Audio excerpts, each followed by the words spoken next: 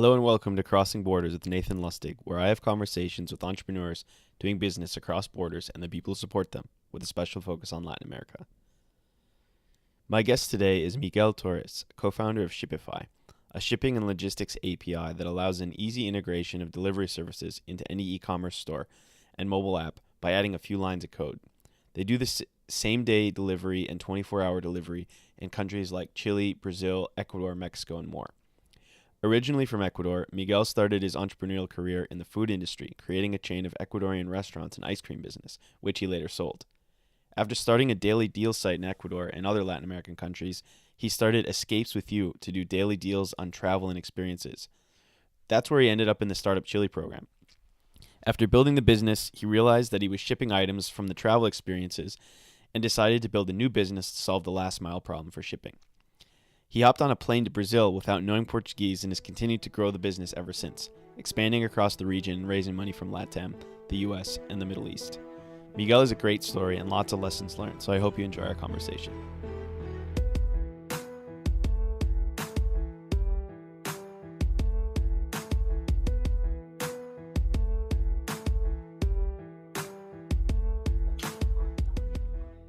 Hello, Miguel. Welcome to the podcast.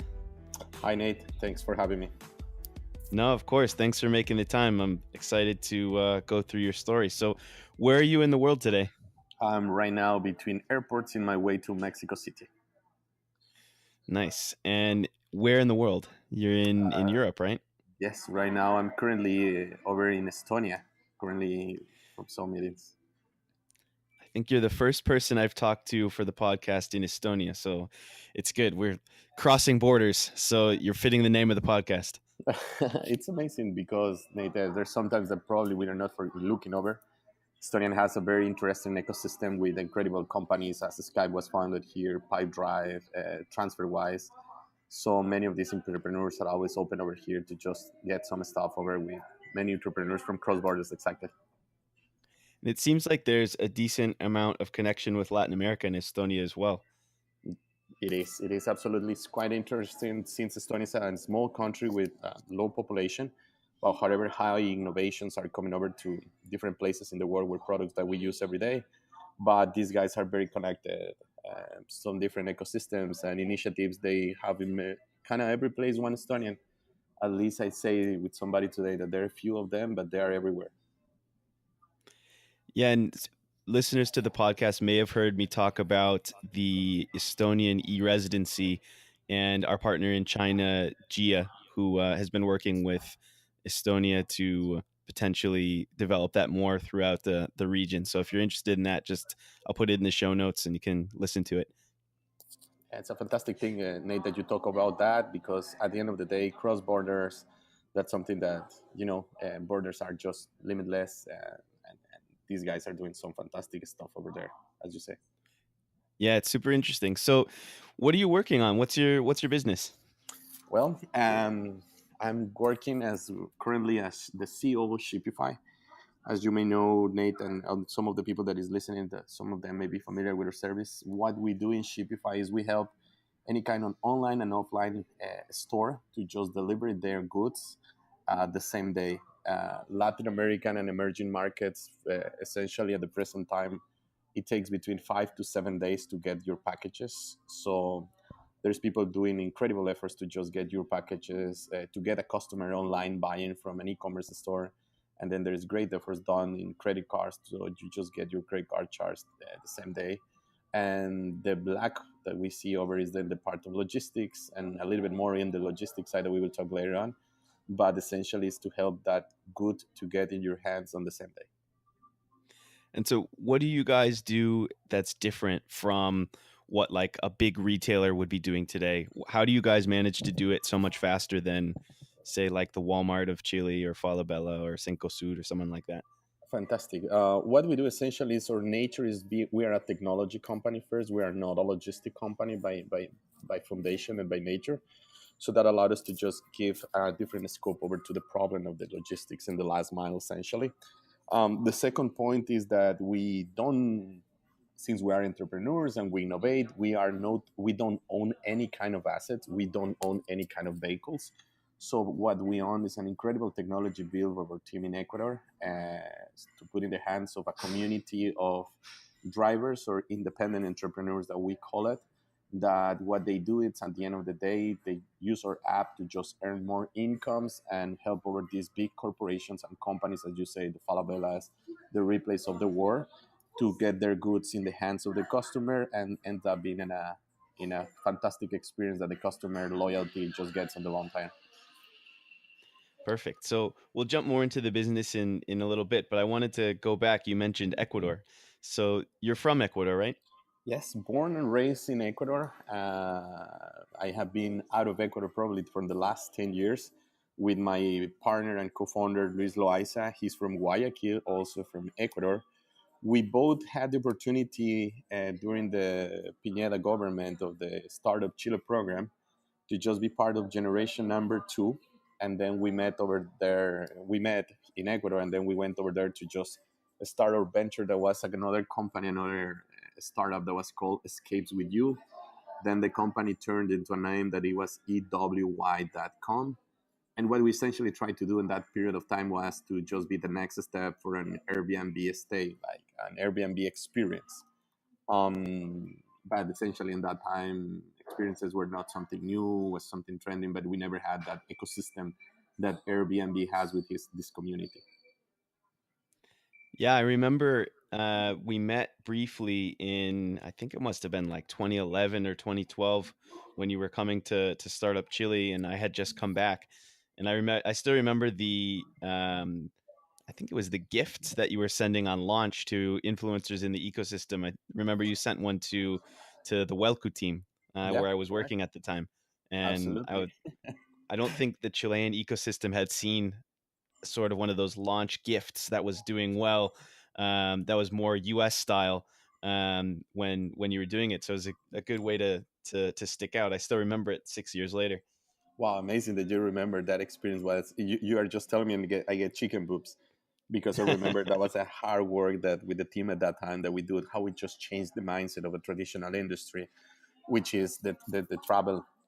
But yeah, the ecosystem was, as you were in generation one, I think we were generation two, was an experiment, not even a vet experiment, and there are many things have changed until this moment that listeners are there or other people's. But yeah, that's a long time, Nate. I didn't realize it was 6 years. Yeah, it's been a long, long time. It's going to be Wow, November, 8 years for me since I showed up in Chile. It's a long time.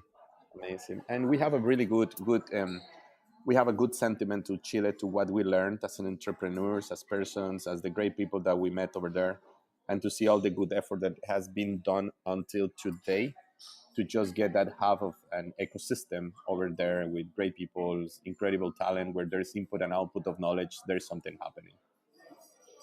So you've mentioned two startups now.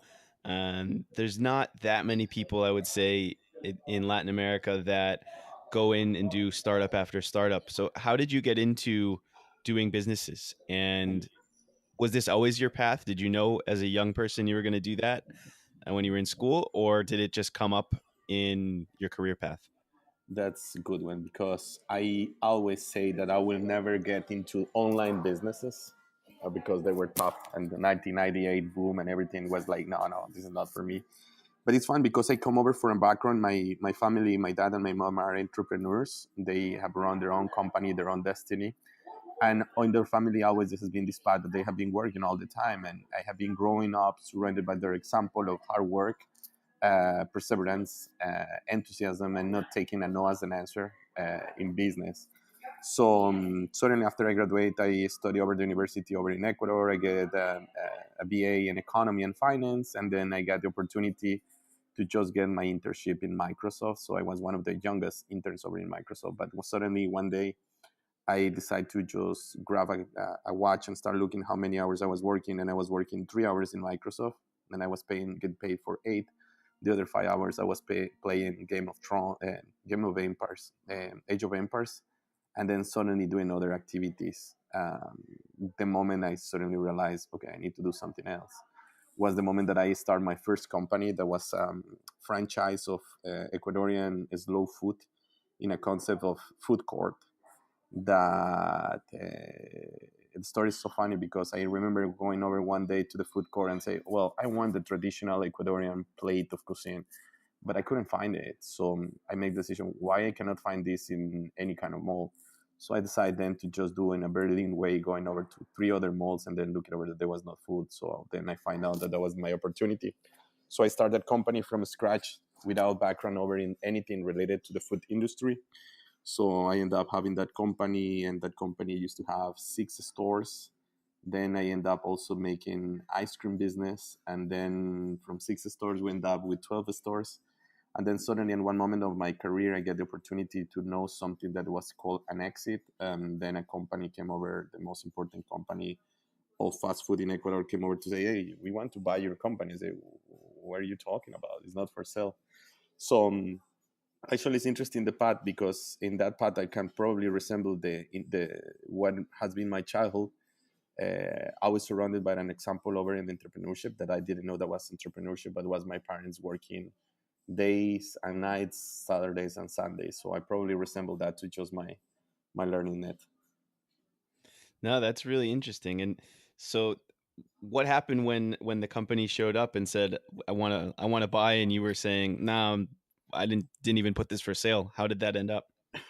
Literally, I say no, this is not for sale. So I went back home, and I didn't know this concept of investors. So I came over back to just start my business, and then I had some savings, and then my family came over. Hey, this is an interesting business. What you're building? So short long story, my friends, fools, and family were my parents, my grandma even, that invest money in the company. And at one moment that the company was doing good, I just rebuy for them their participation in the company. So when this company came over to say me an offer, and I say, no, no, this is my baby, and this attachment that you have as an entrepreneur, it's really interesting to just know. And this is something that I learned also from a great friend over that you also had in the podcast, Wimar, that is you need to learn how to close cycles, and the food industry was really challenging, as many other companies and many other industries is challenging, but the moment came over in the right moment, the right path. Other people that I went for asking advice made me realize, man, this is a great opportunity. They wouldn't come over an opportunity in the table, so why you don't look at? So I start to look at, makes sense what the guys were telling me. But at the end of the day, you know what, Nate, and these sort of people that is listening, is I didn't know what they were buying, to be very honest with you, because I have been always passionate about technology. I remember when my dad bought the first computer in home, I was touching, playing all the time with the computer. But then I realized that in the restaurants, and what I did, I used to buy software. So I used to buy this software, and I used to work with other developers, and these developers used to crack the software. So we start looking over making modifications to the software to the needs of the industry. What that means is, like, in that time, probably having DVR cameras were almost impossible in a restaurant. So what we did, we put DVR cameras in a restaurant. So all the restaurants were DVR cameras with amazing things, EP cameras connected.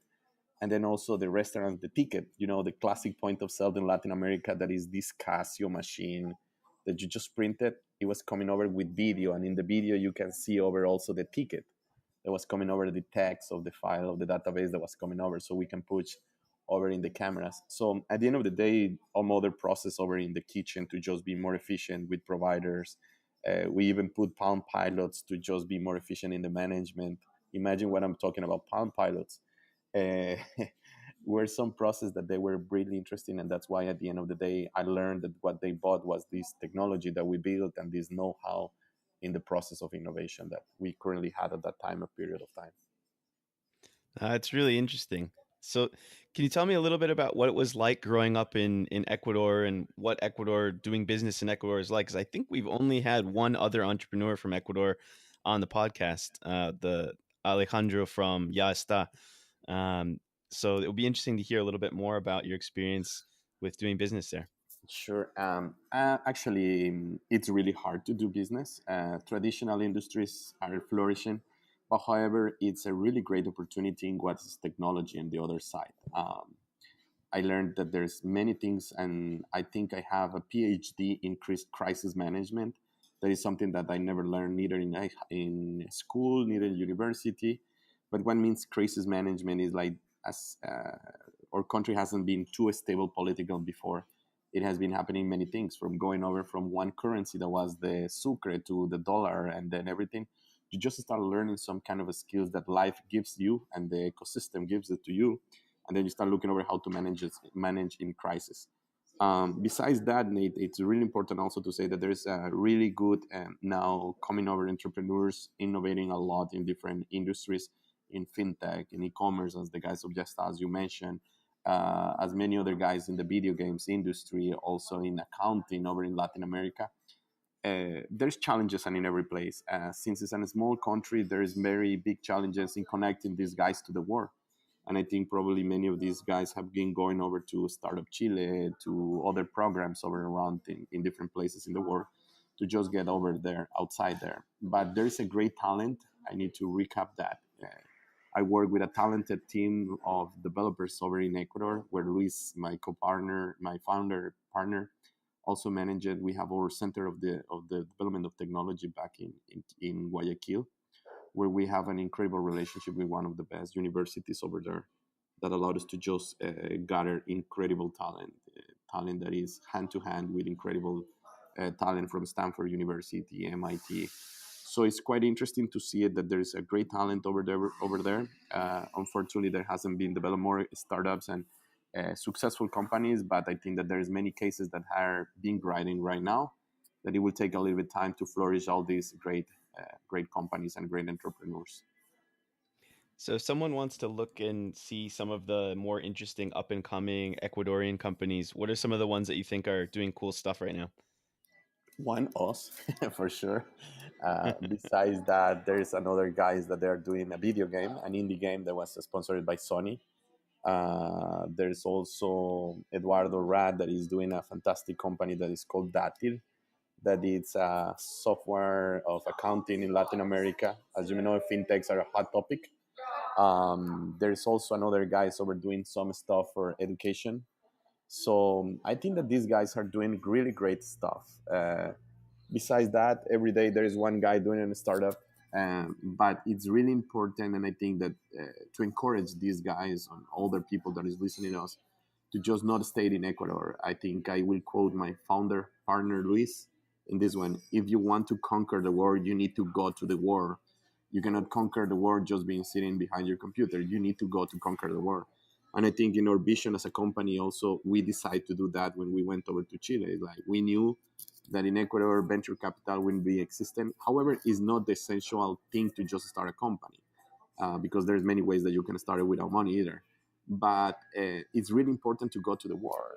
Ecuador has probably 50 million, 14 and a half inhabitants right now. So if you want to sell a product, it was going to be a little bit more complicated. But there's many innovations that are needed over in traditional industries. But I think that these guys that are currently working in these kind of initiatives are doing fantastic stuff.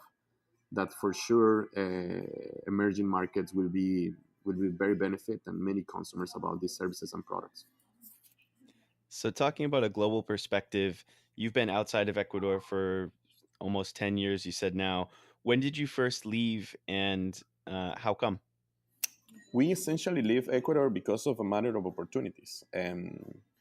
As I'm, as when I met my co-founder Luis, I decided after selling my company to take some time off and start getting back my studies.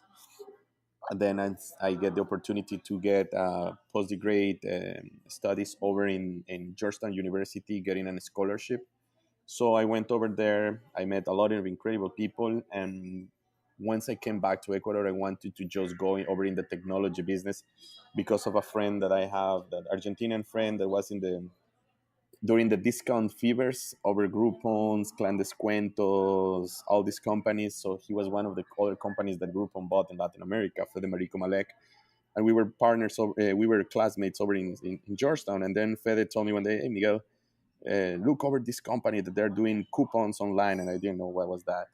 So then suddenly I decided to just understand the importance of technology and the future of technology and everything that we buy every day. And then I had the opportunity to look over for to meet probably the best 5 hackers in Ecuador. And then from the best 5 hackers, I was looking over essentially first a partner that I can start a company, second that I can drink a beer with him, and third that I will not kill each other when there's hard times. and then that I can discover new things. So I suddenly met Luis, my co-founder, in Guayaquil, and Luis replied to me and say, "Where we meet?" And then Luis make the decision and say, "Well, choose a place, and I'll be tomorrow in Guayaquil." And then Luis make the decision to meet in a Hooters. So we met in a Hooters, and then we went over there, and they say, "Okay, this is the napkin. Let's just try. What are you looking? What is your visions?" And then we share so many visions. And then at one moment we share in a napkin the 3 points that we want to do. The first one was get to Startup Chile, because they have tried it before and it was not happening. Then the other one was to go to Silicon Valley, to just get into there, and we had the great opportunity to work with the people over in the Stanford Research Institute for, I think, was 4 or 5 months. And then the third one, we leave it in blank and we put a question mark related to that. And I think that we currently creating that part of the third point that we dropped over in that napkin, Nathan. Yeah, so you've actually done the first two, right? You've spent time in you went to Startup Chile, spent some time in connecting with the US, and now are trying to figure out the next big move. That's correct. And I think that comes over to also understanding a path that we have coming over to just screw it up really bad. Understanding that it's not only about code, because sometimes we understand the entrepreneurial part or is only technology, and it's also coding. It's really an important part, but it's also a part of business development. And especially in emerging markets where people is going to say, yeah, great, this app, but they don't look in the behind. And I think you shared a really great article related to that, related to valuations in companies in Latin America recently, which is really brilliant. But at the end of the day, it comes over to that topic. We need to leave Ecuador because of opportunities, because the market was not ready, because internet penetration was irrelevant, because we were so young, and then we didn't have any kind of gray hair, and then we were looking over like, these guys are really joking, telling me that they want to conquer the world doing this kind of stuff. But comes over to that point that we just left because of opportunities, and also to just get connected to the world. You cannot connect to the world just by being in Ecuador. You need to go out to the world to conquer and get connected, and that was one of the reasons. And we got the fortune to make it number one, then number two, work with great people over in the US.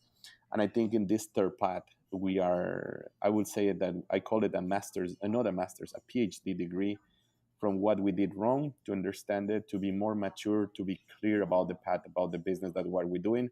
And actually, when we don't know something, ask to people, because sometimes we just, as entrepreneurs, we don't ask things, and probably the solutions are there. Somebody has been passing by that path or by that problem before, and people is very open to share, and sharing that knowledge is really important.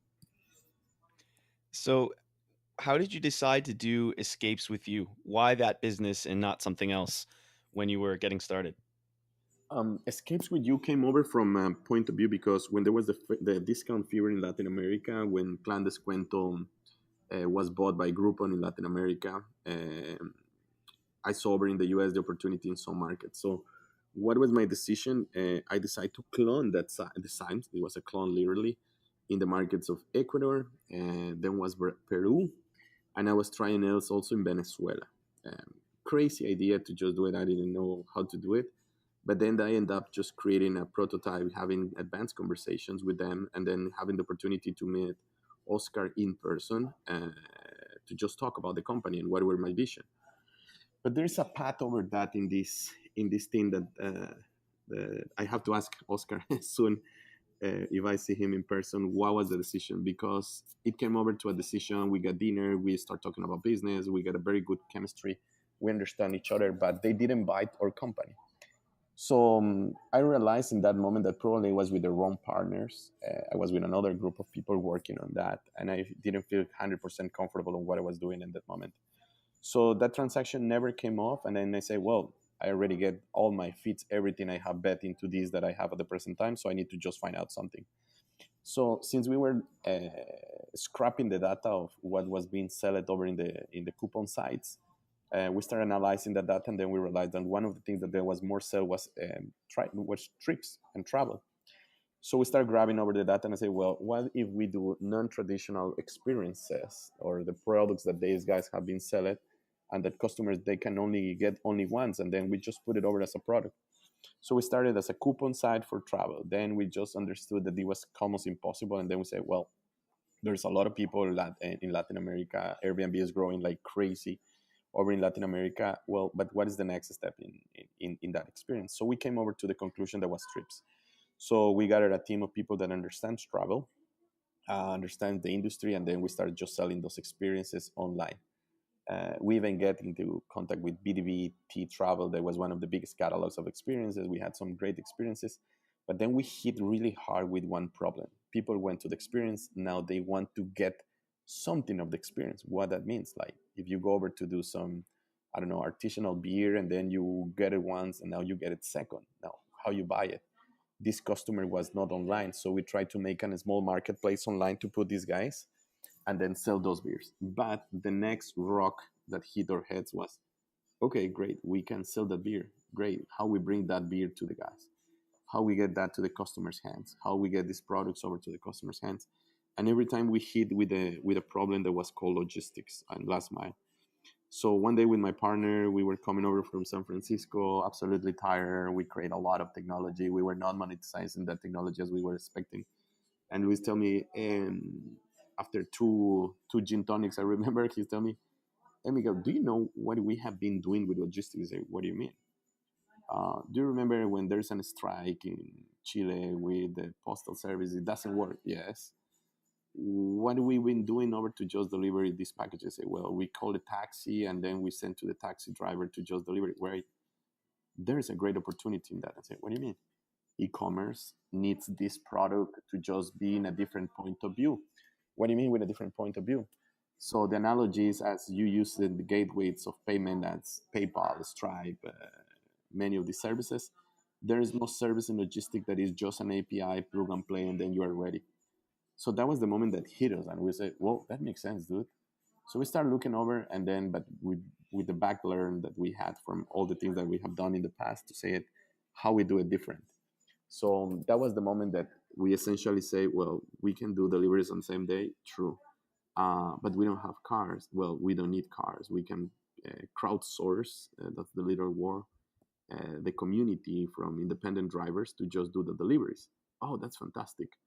And then came over to the third part, which was the technology, the building the API, building all these plugins that we have done so far. That's really interesting. So taking one startup to discover a new problem and then starting to commercialize the process that you were doing internally already. Essentially, that's exactly what we did. And then we could not do what we've been doing so far. It was not for the previous things and for the previous learning that we have come over.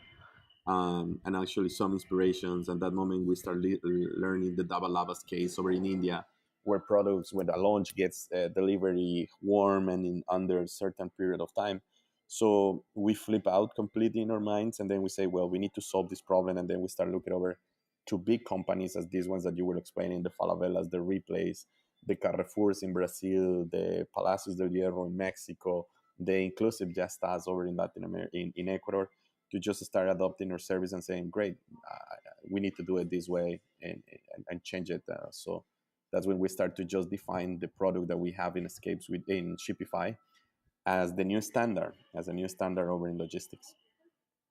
So it's always interesting to hear the validation phase of a startup, because I think it's, especially in successful ones, a lot of entrepreneurs kind of gloss over it, but it's always really helpful to new entrepreneurs to sort of hear how you went from your first few deliveries to where you are today. So when you first launched, what did it look like? Did you have any tech yet, or was it still just calling up the taxi driver or the delivery boy or the moto boy or whatever to get stuff done, or did you start building tech right away? Zero tech. Actually, with Luis, what we end up over in Chile was a lot of debts, and debts needs to be paid, and that's essentially really important. So what we did was, okay, we need to pay debts. We need to just get over to the next stage, and essentially was, okay, let's launch this. So we launched in Brazil, Nathan. Everybody was telling us, you guys are crazy. Do you guys speak Portuguese? Zero Portuguese. Zero Portuguese. So we decided with Luis to just go to the field, 37 degrees, Belo Horizonte, Minas Gerais, the third most important cities, to just go and talk to people. So we went to go talk to people and start doing the deliveries. Now, how it looks on the first time, It was just a form in Google Docs that people was filling and saying, hey, I need to deliver this. On the other hand, me getting the orders and then grabbing the phone. And I still remember our first driver was Wallinson. There was not even a driver. We call it a driver, but was a moto. And say, hey, Wallinson, you need to take these packages to just deliver it there. And then we were charging the money. So that was how it started. But then we defined something really important before this, Nate, that is the process of the per se, not the technology development. That's a third stage, I think, over in the company. It was the first stage that we didn't do only talk to one driver or one motoboy or one Uber driver or one Cabify driver. We talked literally to 800 drivers, 800 drivers to understand how we can just get a really important part over in this famous chicken egg problem.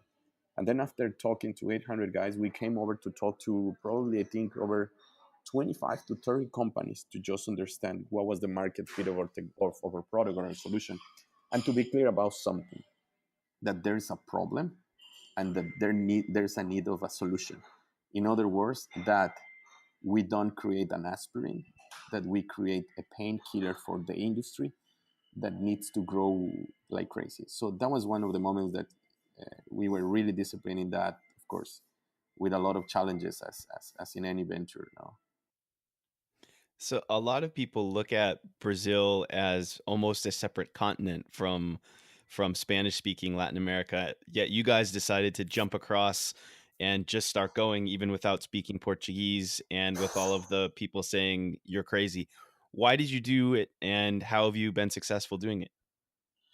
Because we consider something that is really interesting, that it's we take that the word crazy as a compliment, and that comes over also to one of the foundations over in Shippify. A lot of people told us at the beginning that there's impossible, you need cars to do logistics. Experts in the industry told us that, but then we realized that we don't need experts to just do that. Actually, we need to just change the mindset of an industry that hasn't had innovation. I think that the word that defines that is learn to unlearn. So we first were clear on that topic and that path. Second, we understood that technology is really important, but there is a key part of execution. And in the third part, where it comes over, we had a global vision. We didn't thought about this as only a solution for the Brazilian market or only a solution from the Mexican market or the Chilean market.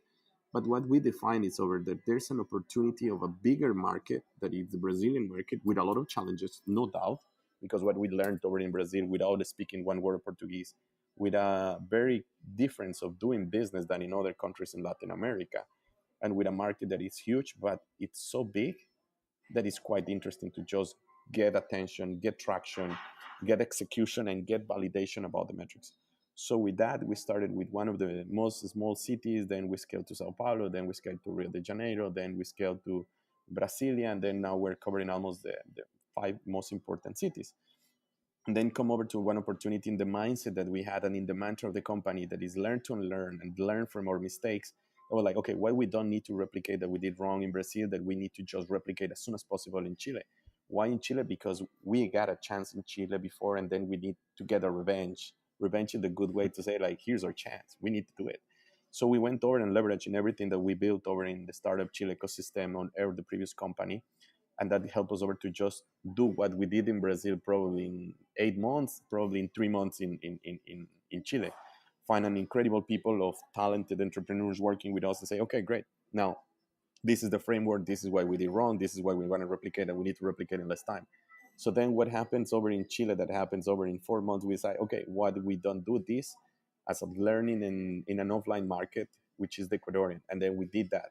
And then we say, well, everything that we have learned and we have this framework, why we don't do it to replicate it over in the market of Mexico. So far is all those four countries that we currently operate, but then we also have customers over in Colombia, Argentina, with a different kind of way that we're testing over many things.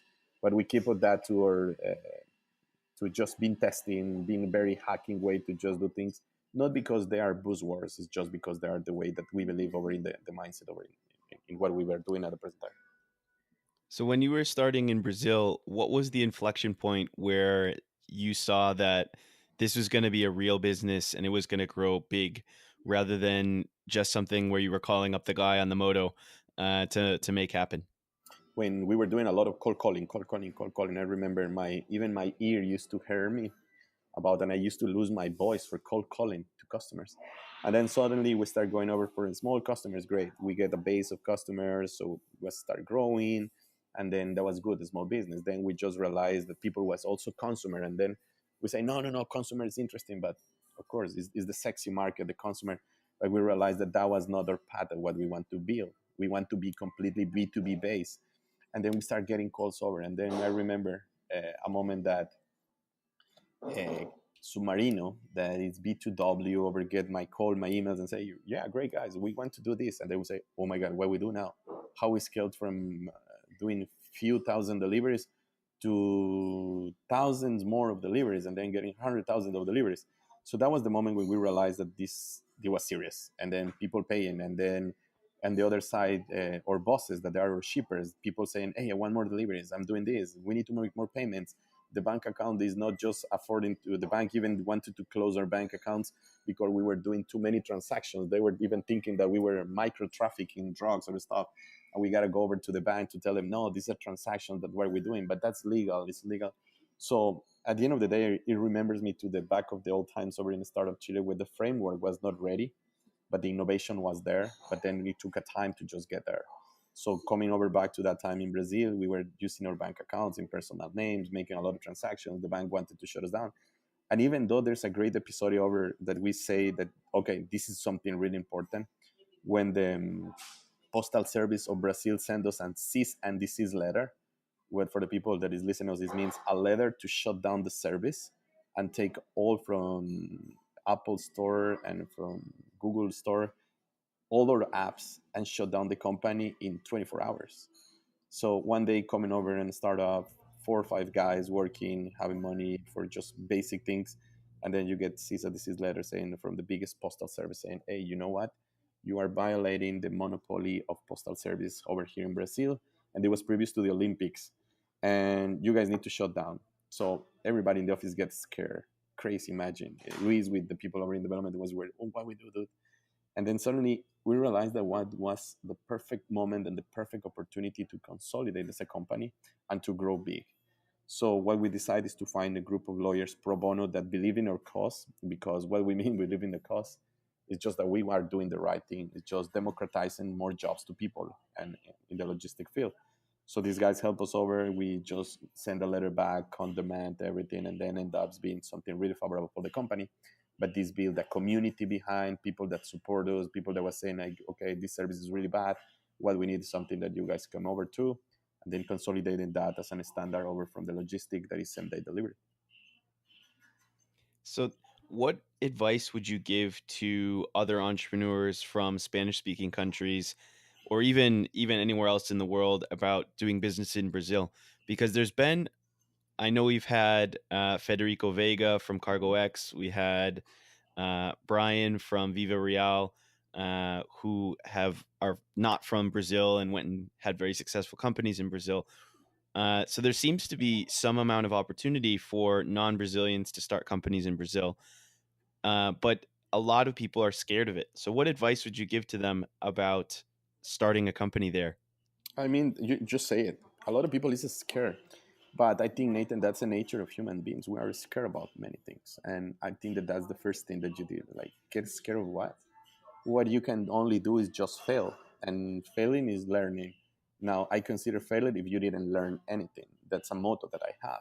So the first thing is just don't be scared. I think it's a great market with great opportunities. There's fantastic Brazilian entrepreneurs, and there's a lot of Latin American entrepreneurs, the ones that you mentioned. The first one is just to break that fear. There's no fear, actually. Why we put that mindset over? If we're already having the fear to fail, then just not even try it. That would be my first advice. The second one is learn the culture as soon as possible. Even though that we consider only Brazil, but a big market enough, Portuguese is really important for doing business. And also the role of being a gringo in Brazil is quite important, because I may not know the Portuguese language. I may not know, understand the doing business, but I know the problem that a person can have, and I have your solution. I have your cure. So I can sell you the medicine, even trying to explain you between jokes, between a portuñol, uh, what is going on. And the third one, there's a lot of needs in many services, not just the logistic, also in the uh, fintech. There is a lot in the travel, in the real estate. But it comes over to just that topic, to just be in, get away from comfort zone. I mean, being in comfort zone is the new danger zone. And sometimes when we are in our own home countries, where yeah, great, probably you come over from a family that you fail the business, and then you go back home, and then you don't need to pay office. Now, when you are in the uncomfort zone, that I think that every single entrepreneur needs to be there, but not forever, which is really dangerous also. Is just be in the uncomfort zone and then start innovating, because you only have one option, is to just make it, because otherwise what you have to do is nothing else. So being in that uncomfort zone is very important. But just be there, because that's where the key moments of innovation, the key business, the moments of business development can come over, and then building great solutions for the market. So, talking about building solutions, and you also talked about having to pay developers. So, you've had revenue from the beginning, but you've also raised some money, right? How Mhm. was that process? And what advice would you give to other entrepreneurs who are thinking about raising money? I think the first advice that I will give to people, I just tweeted the other day. If somebody wants to check it, check over in my handle is Miguel Torres.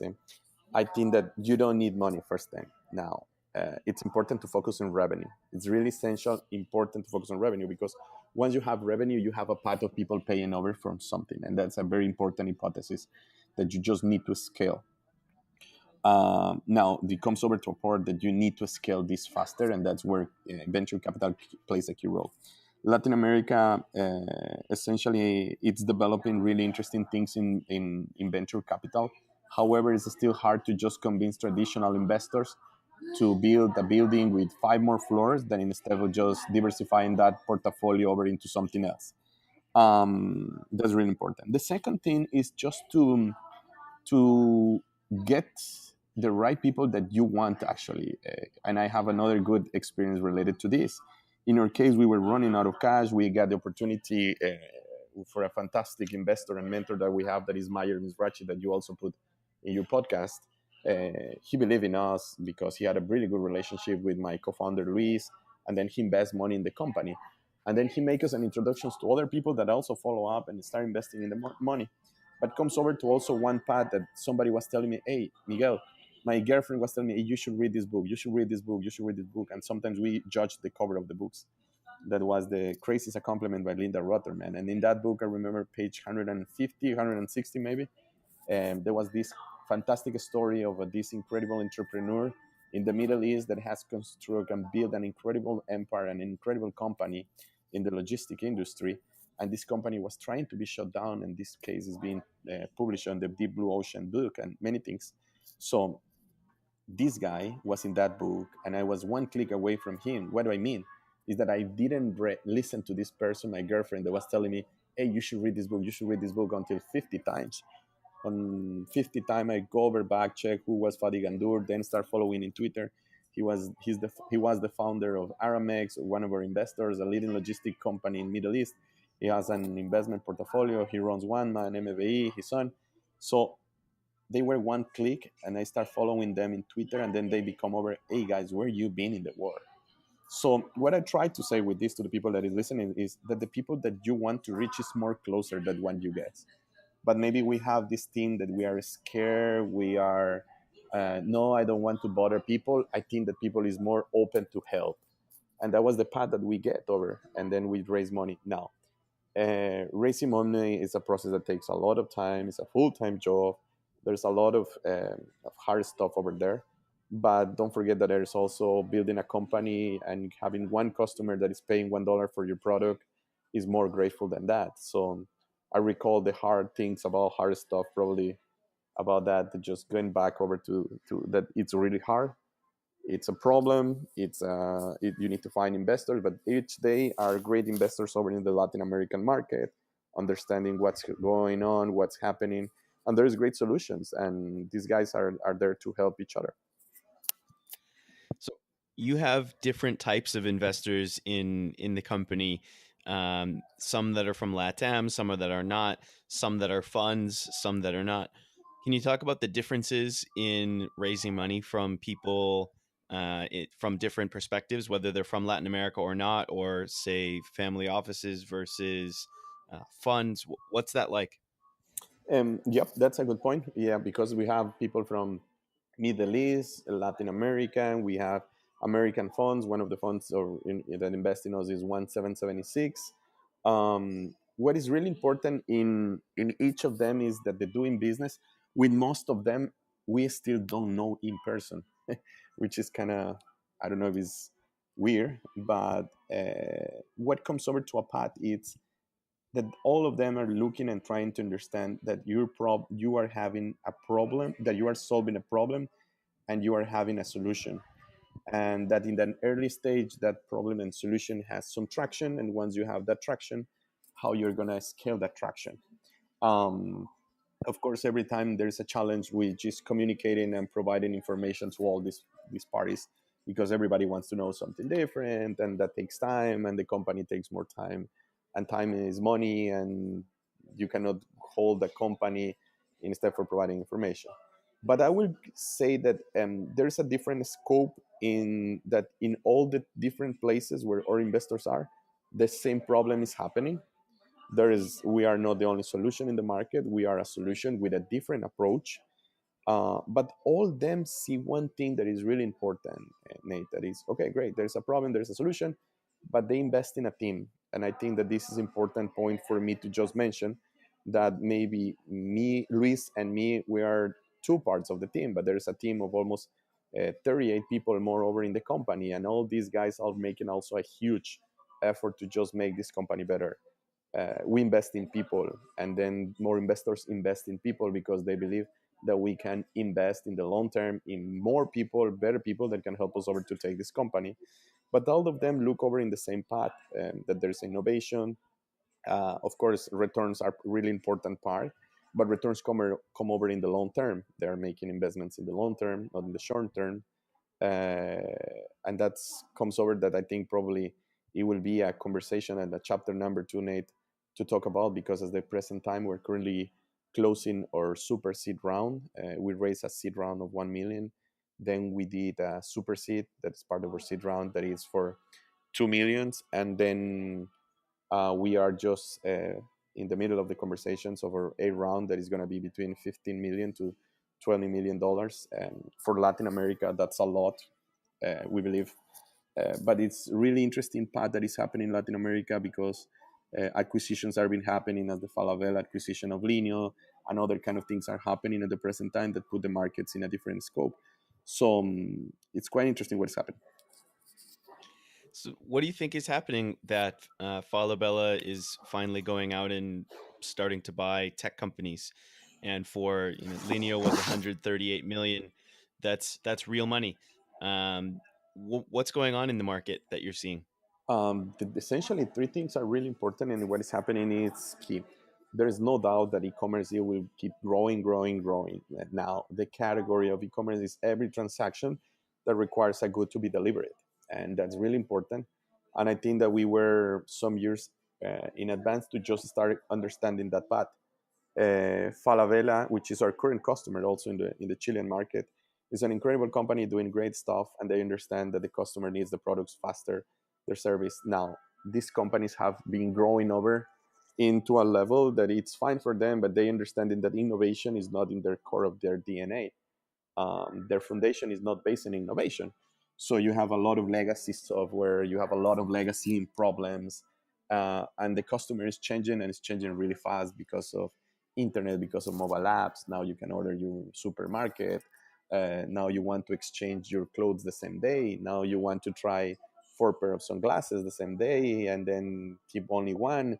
Now you get your Nathan, you get your own wine over in your house in a subscription base. Now you don't go to the supermarket to buy that. You get your basic stuff over, and that's something really interesting that is happening. There's challenges, and they're understanding that these industries will keep growing. They're making amazing investments over in infrastructure in different parts, and then comes over to the parts that they are not good. And that's actually the opportunity for not just Latin Americans, for every single entrepreneur to know these legacies, these problems, these fails that they have not come over. And I think that a guy with a computer and with the right mindset can just be a very big threat for them. Or they have to look at it in a different way. How much it will cost me to just develop that? And I think that's the case over in the acquisition of Linio, which is a interesting case of what's happening and the opportunity that it's coming over for many entrepreneurs. You can keep building a marketplace, but then come probably someone can be a buyer. And I think for Linio, it's a great transaction to happen. And it's great that these kind of things happen because validates the hypothesis of every single entrepreneur and also investors that there could be a thesis of exit in your investments, no? So, what's next for you and for Shippify? Well, there is amazing challenges. We keep innovating in the industry. Um, we have moved forward to just consolidate a standard in the industry.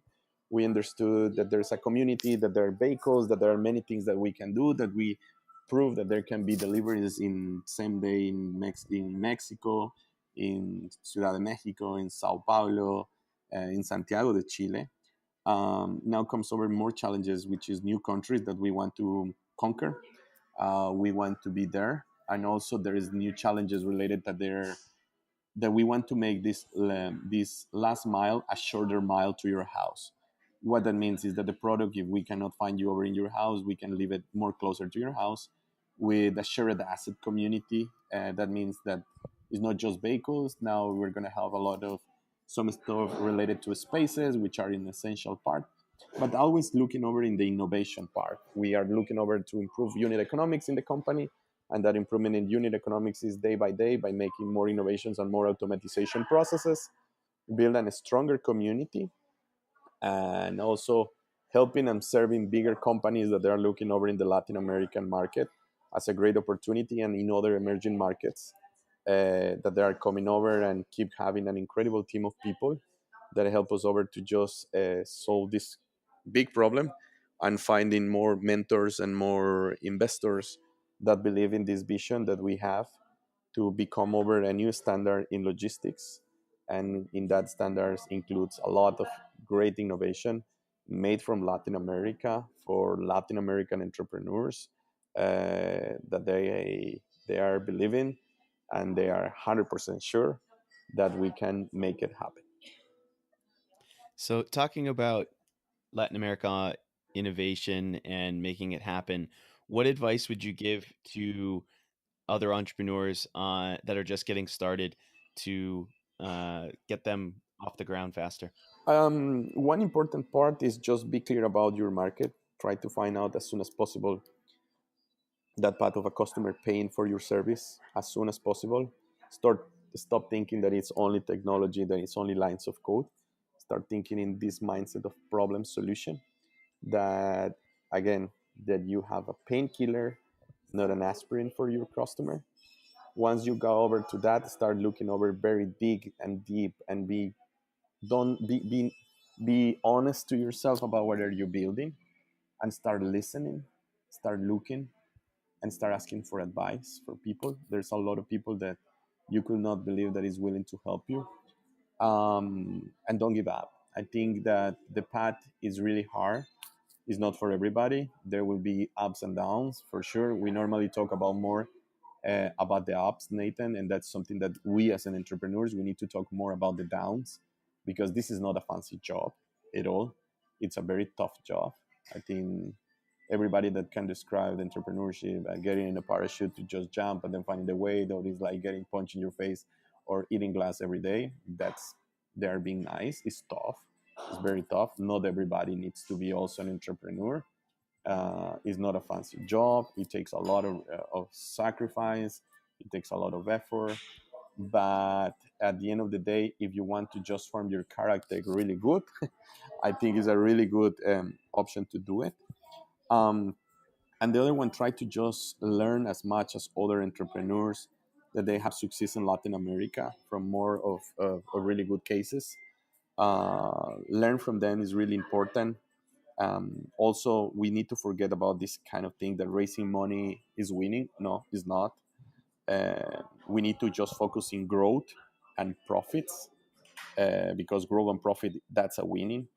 Um, and there is something that we need to understand, that it's a business and it's a problem that you need to be really passionate about it. You can probably for a few hours lose the passion, because you are under stress, but build the long term and surround yourself with a team of people that are in the good and in the bads.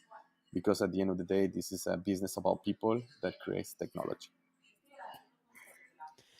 I think that's a great bit of advice, and I think it's a great spot to end. So thank you very much for taking the time to do it, especially on your trip. I really enjoyed the conversation, so thanks a lot for doing it. Thanks, Nathan. Thanks for everybody. Thanks again for listening to this episode of Crossing Borders with my guest, Miguel Torres. If you did, please share with a friend and give us a rating on iTunes and Stitcher. It's the best way to promote Latin American entrepreneurs and their stories. Share it with people who don't know what's going on in this region. Thanks again to Angel and Sofia for help producing the podcast, and thanks again for listening. Have a great rest of your day.